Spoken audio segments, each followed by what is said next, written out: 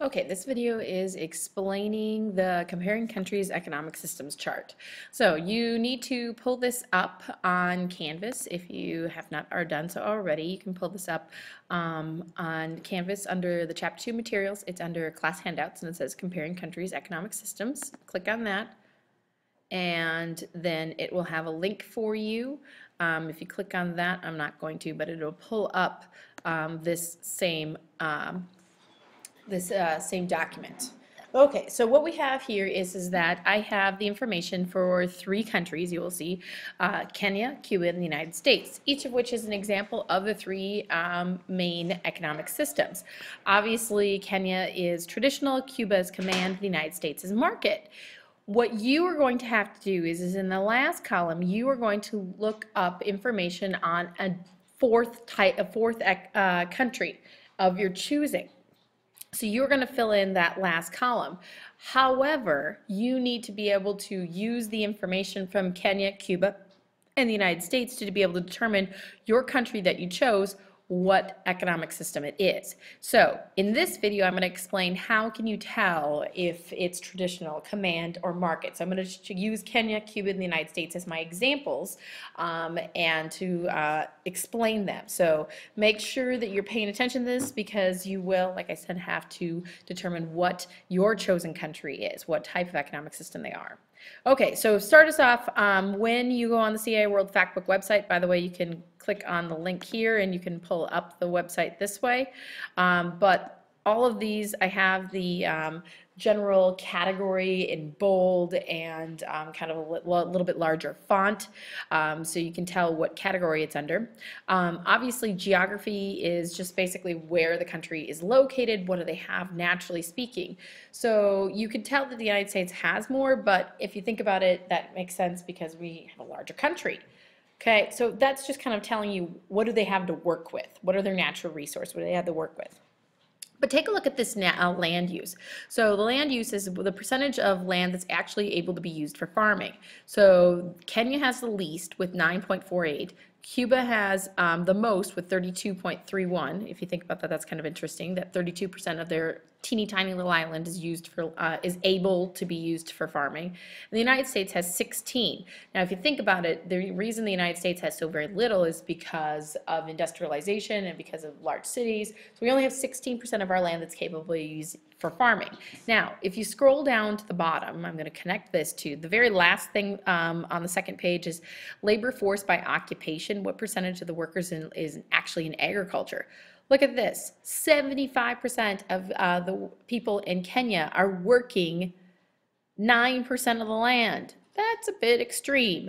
That's a big red flag for traditional. Remember, traditional has a lot of agricultural industry. They don't use a lot of high-tech industry, so they're going to have a lot of agriculture.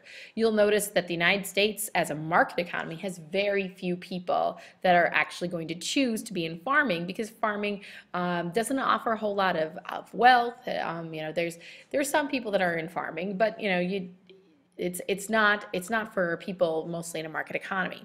You'll notice that command economies does have a significant portion that are working the land because keep in mind that they're working the land for the government and the government is going to make sure that everybody gets fed off from that. So that's going to be kind of in between market and traditional. Okay, going back up to the top, I'm going to kind of go through these a little bit at a time. You'll find it'll go a little faster that way. So people, looking at their people, life expectancy. You'll notice that traditional economies have a lower life expectancy than command and market. We've already talked about traditional does not use a whole lot of new advancements, so they don't have a whole lot of new advancements in medicine. Somebody also pointed out that they don't have a whole lot of education as to how diseases spread. So all of those things will add to why they have a lower life expectancy. Now, command and market, on the other hand, command, let's start with, is that keep in mind that the government provides basic health care. Because why? They want to keep their workers healthy. If you're a healthy worker, you can be a more productive worker. Market economy Now, here's where the market economy, the United States is not a perfect market system, but market economy, we have a lot of technological advances, right? Because we have a lot of things out there. We reward new ideas, but at the same point in time, keep in mind that in the United States, we have a lot of help from the government. So, for example, Medicare, Medicaid will make sure that the poor get access to medicine. But if you had a pure market system, what you would find is that you would have the rich living a whole lot longer than the poor if it was a pure market system. So keep in mind, the United States is not a pure market system. Fertility rate, you'll notice that the traditional economy is going to have a lot more kids. They need more kids because remember, they're doing a lot of manual labor, so they need more kids to be able to work the land. Command, market, a lot lower. Sometimes command will even, the government will restrict how many children they can, people can have. Literacy rate, the traditional will obviously be very low. This is because you don't really need a whole lot of higher education. Do you really need to know how to read and write to be able to perform the jobs in a traditional economy? Depends upon your job, but typically not. So they're going to have a lower literacy rate. Command is going to have a higher literacy rate because remember, the government provides education. So that's going to be higher. Market, remember that in the United States, we are not a pure market system. Okay, but in the United States, we do have, obviously, you are required to go to school until you are age 16. So that adds to why we have a higher literacy rate. If we're talking about a pure market system, yes, there are still schools available, but pretty much in a pure market system, they would be available to those that could afford it. There would be no public schools. They would be all private schools. So this is slightly skewed because the United States is not a pure market system, but again, it gives you a basis. Government type, why do you want to look at this? Well, republic by itself does not tell you anything. Notice that both traditional and market have a republic, so both of them are possible, but command does have to have some sort of a strong leadership. So you have a dictatorship, a strong monarchy, any of those things will also indicate command or command. All right, so if you go on to the second page, you will see the second page is talking about the economy. And so the first thing you will see is it says Economy Overview. On the CIO World Factbook website, the first thing you pull up on the economy page is the economic overview. So this is kind of a general summary in it. Sometimes they're really long, sometimes they're really short. A general summary of what's going on in their economy in that particular country. What you will find is that I want you to read it, and then I want you to kind of summarize it for your country when you have to do it over here. But what you'll find is that traditional economies are going to have problems they're going to have problems potentially with their resources, not having enough resources, a lot of, maybe if they may have natural disasters, that could be applied to all of them. But command economies will definitely have problems with their government. They may have corruption, they may have problems with, getting people all the things that they need. But remember, command, you have the government in charge, so sometimes the government doesn't act very quickly. With market economies, a lot of the problems you'll notice is like the United States, where the gains have gone to the top 20%. You'll have that great divide where you have a lot of very rich people, and then you have very poor people. So you'll find with market economies, you'll have a lot of that great division. Command economies, a lot of problems with their government. Okay, going on. GDP. GDP is the gross domestic product.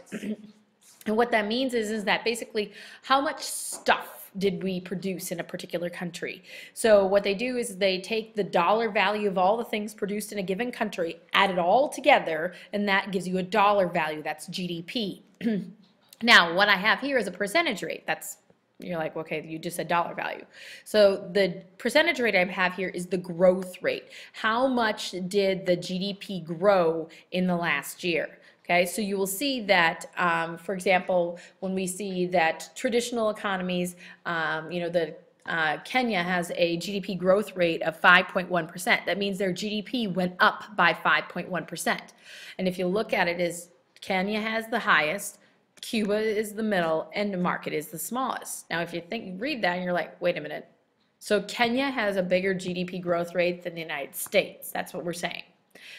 Yes. Because if you think about it, it does make sense. Traditional economies are so low in the first place that they have so much more room to grow, whereas market economies, typically, if they're a very successful market economy, maybe they are producing so much stuff already, it's a lot harder to grow as a country. I always equate this and make this the similar analogy to, for example, grades. If you have, for example, a C in the class, okay, you're going to find that, every assignment that you do, maybe you get a perfect on the next, 5 assignments, it's going to jump you up maybe to a B minus, whatever, and it'll jump you up a whole bunch. But if you have an A minus and you have the next 5 assignments you get 100% on, maybe it'll only jump you up 1 percentage point, maybe 2, okay? The reason is that the higher up on the grading scale you are, the harder it is to continue to improve, okay? Same thing with GDP growth rate. So keep in mind that market economies don't have as much room to grow, so therefore their GDP growth rate is a lot lower than, for example, traditional that have a lot of room to grow. All right, how much below the poverty line? You'll notice that traditional has a lot of people below the poverty line. They are very poor. Market is kind of in the middle. Again, we've talked about again and again, they have this massive difference between the rich and the poor. And command, Cuba didn't provide us with this information, but command is typically somewhere in the middle.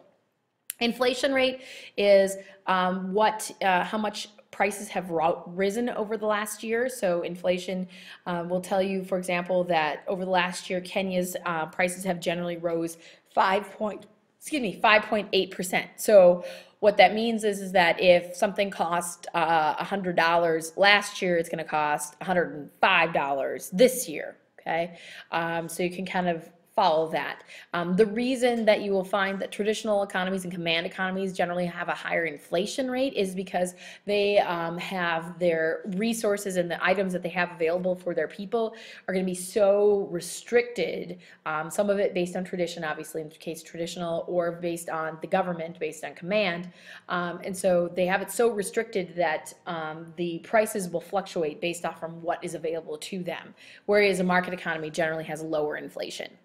Unemployment rate, obviously the lowest is command. Government gives everybody a job, and then it's market, and that will fluctuate depending upon how the economy is doing. Do people have the availability of jobs out there? Sometimes they'll be high, sometimes they'll be low. And then traditional will generally be high just because the way this thing is structured on the World Factbook, they don't necessarily count in people that have jobs according to their tradition only. So, the elders, for example, in the tribe don't get counted as having a job, even though they really have a purpose. Let's put it that way. All right, if you scroll down, there's not much left, I promise. Primary industries, you'll notice that market economies have a lot more high-tech industries, whereas command will have kind of a mixture, and traditional will have a lot smaller, simpler items that they produce. Agricultural products, again, will kind of be of a mixture, but it'll depend on where they actually are based in the world. Transportation, you'll find that the paved roads and the paved airport runways, much higher with market. Now keep in mind this is kind of skewed based on the size of the country, but market, they need the transportation of their variety of goods and services, so that will be fairly high, followed by command because the government needs to transport things, and traditional will be probably the third. Military expenditure, lastly, how much did they spend on the military? This is typically going to be highest with command because the command needs to keep people in line. Ours is artificially high just because we have war going on, and so we spend a lot on our military, but that won't be necessarily the same for all market economies. And traditional generally doesn't spend a whole lot on military because they have other things to do, to be honest. Okay, so that's an explanation of traditional command and market with real countries. Now what you need to do is you need to go to the CI World Factbook website. So on the top it has that link, remember, so pull that up. And you will select a country. These are all alphabetized, so pick a country that has information on it. So pick one and if that interests you and take a look if they have most of that information. And then fill in this last column. So when you download it onto your iPad, it's on a PDF, so you can insert text. Don't forget to insert in the text what your country is. Fill in the rest of the column.